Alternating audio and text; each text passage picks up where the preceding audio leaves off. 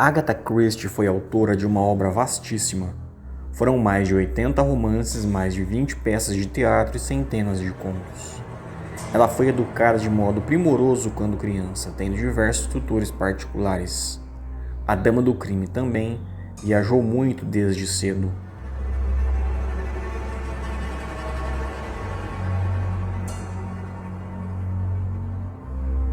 É natural, portanto, que em seus contos, peças de teatro e romances, ela fizesse referências a obras de outros autores, obras anônimas ou de autoria coletiva.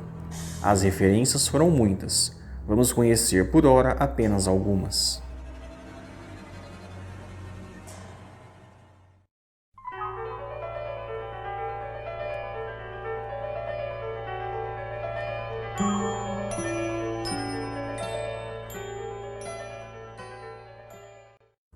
Five Little Pigs, ou em português, Os Cinco Porquinhos, ao contrário do que possa sugerir, não é uma referência ao conto popular que depois foi transformado em animação pelos estúdios Disney, até porque o conto menciona 3 porquinhos e não 5. É, na verdade, uma referência à Nursery Rhyme, ou canção popular infantil This Little Pig, que fala sobre 5 porquinhos e o que cada um fez. Na história, a jovem Carla Lemarchand procura Poirot para que este desvende a morte de seu pai, o pintor Amyas Crewe, assassinado por envenenamento quando a jovem era apenas uma criança. O título do romance é usado por Poirot para organizar seus pensamentos referentes à investigação.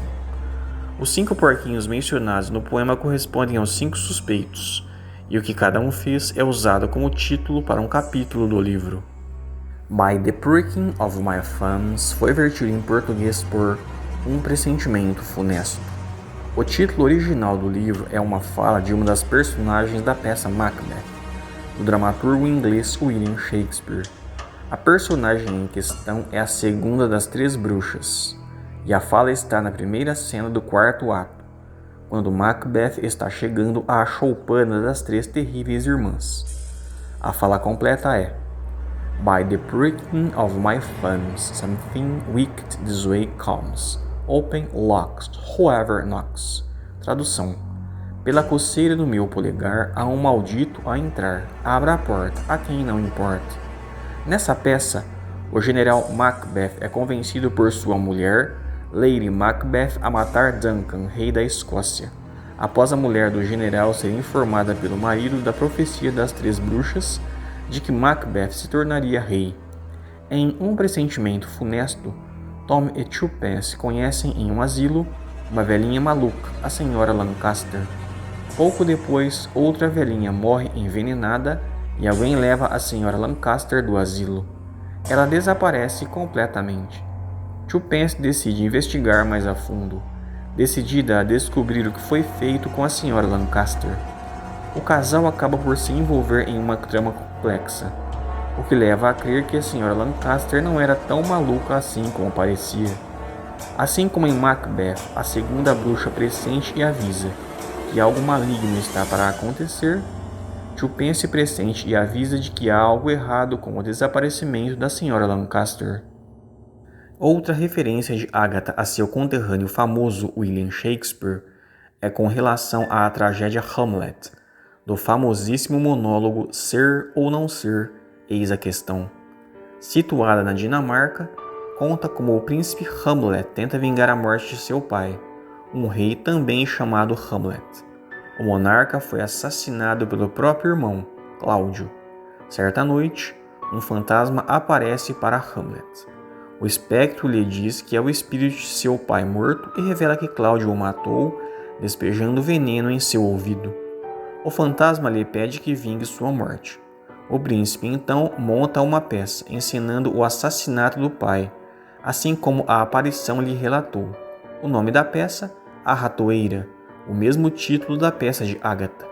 O objetivo da encenação é determinar a culpa ou a inocência de Cláudio, estudando sua reação.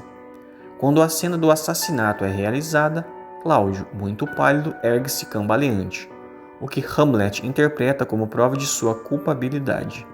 Em A Ratoeira, a senhora Boyle é assassinada em um hotel, e as suspeitas recaem sobre todos os hóspedes.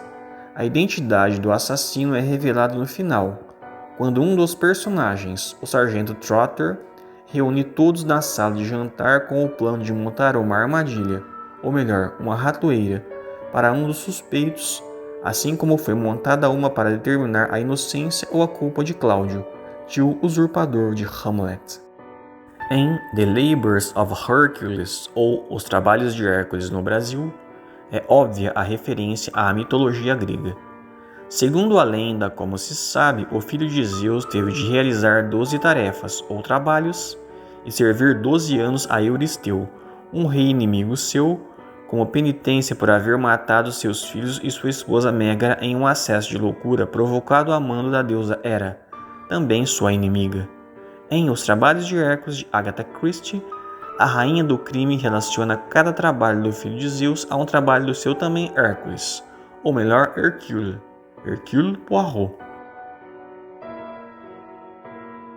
1. Matar o leão de Nemeia.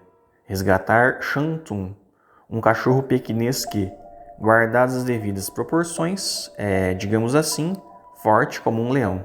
2. Matar a Hidra de Lerna. Descobrir e erradicar a fonte de boatos contra o Dr. Goldfield, que teria envenenado sua esposa para se casar com outra mulher.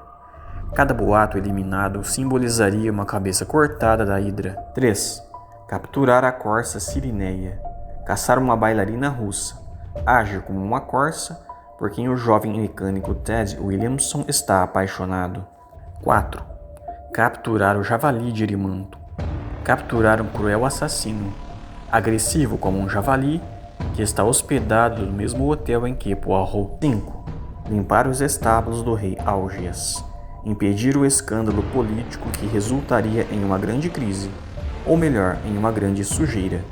Poirot tem de limpar a situação, limpar a barra do primeiro-ministro Edouard Ferrier e, consequentemente, evitar a desonra de John Hammett, sogro e antecessor de Ferrier. 6. Expulsar as aves do lago Stynfali. Auxiliar Harold Murray, subsecretário do governo.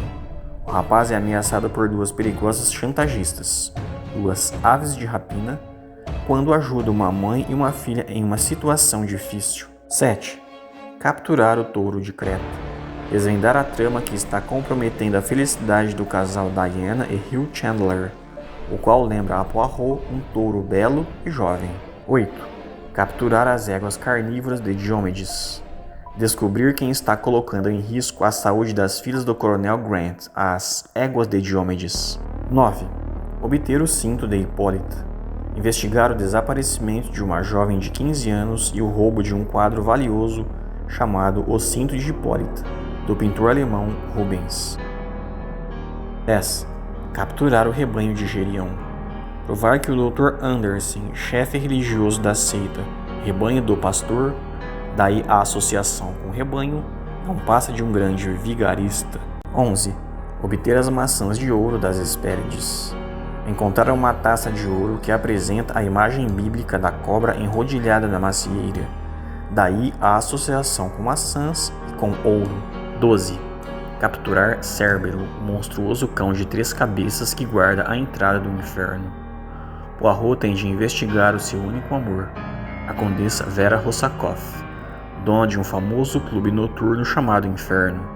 Há nesse clube a suspeita de tráfico de drogas e receptação de joias roubadas.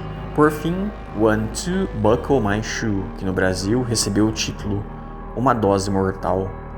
Mais uma vez, a Duquesa da Morte baseia seu romance em uma canção popular infantil, cujo título agora é exatamente o primeiro verso do poema, ou seja, 1-2 Buckle My Shoe.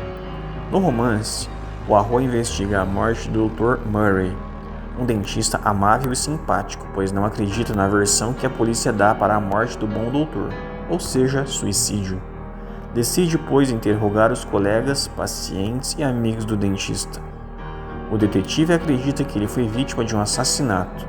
Como foi dito, Agatha Christie baseia o romance em uma canção popular infantil cujo título é exatamente a primeira linha da canção. Assim, cada capítulo tem por título um verso do poema. Eis a tradução literal de parte do poema. 1, 2, buckle my shoe. 1, 2, afivele meu sapato. 3, 4, knock on the door. 3, 4, bata à porta.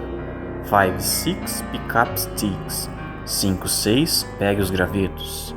7, 8, lay them straight. 7, 8, ponha-os lado a lado. 9, 10, a big fat hen. 9 e 10, uma galinha grande e gorda. E o poema continua nesse tom até o 20. Como foi dito, essa é a tradução literal. Em português temos o equivalente 1, 2, feijão com arroz. A diferença é que a cantiga vai até o 10, e não até o 20, como na variante inglesa. O romance tem esse título provavelmente porque uma das vítimas, quando encontrada morta, está com um dos sapatos, em inglês shoe, afivelados, em inglês buckled. E isso é tudo por enquanto. Como já foi dito, existem outras referências da Dama do Crime em seus livros, mas isso é material para outros vídeos. Caso vocês conheçam outras referências, mencionem nos comentários. Não se esqueçam de curtir, comentar e compartilhar este vídeo. Muito obrigado e até mais!